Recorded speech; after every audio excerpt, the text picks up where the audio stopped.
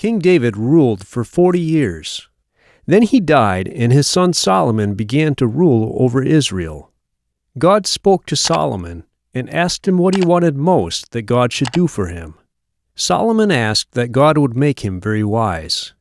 This pleased God, so he made Solomon the wisest man in the world. Solomon learned many things and was a very wise ruler.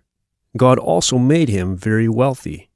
In Jerusalem, Solomon built the temple for which his father David had planned and gathered materials. People now worshiped God and offered sacrifices to him at the temple instead of at the tent of meeting. God came and was present in the temple, and he lived there with his people. But Solomon loved women from other countries. He disobeyed God by marrying many women, almost 1,000 of them. Many of these women came from foreign countries and brought their gods with them and continued to worship them. When Solomon was old, he also worshipped their gods. God was angry with Solomon because of this. He said that he would punish him by dividing the nation of Israel into 2 kingdoms. He would do this after Solomon died.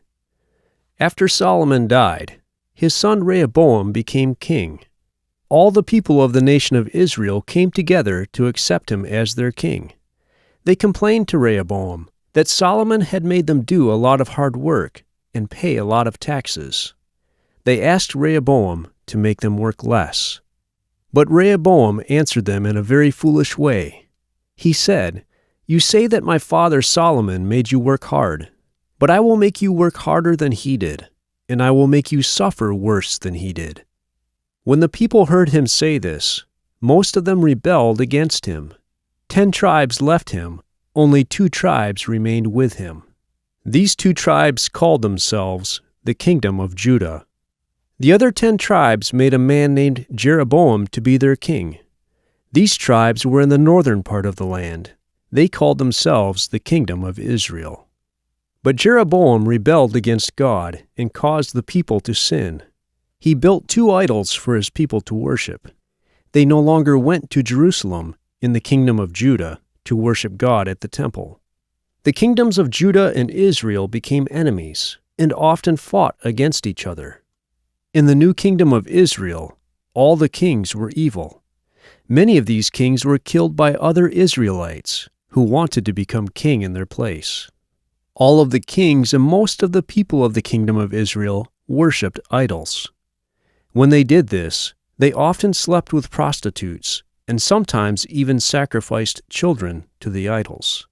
The kings of Judah were descendants of David. Some of these kings were good men who ruled justly and worshipped God. But most of Judah's kings were evil. They ruled badly, and they worshipped idols. Some of these kings even sacrificed their children to false gods. Most of the people of Judah also rebelled against God and worshipped other gods.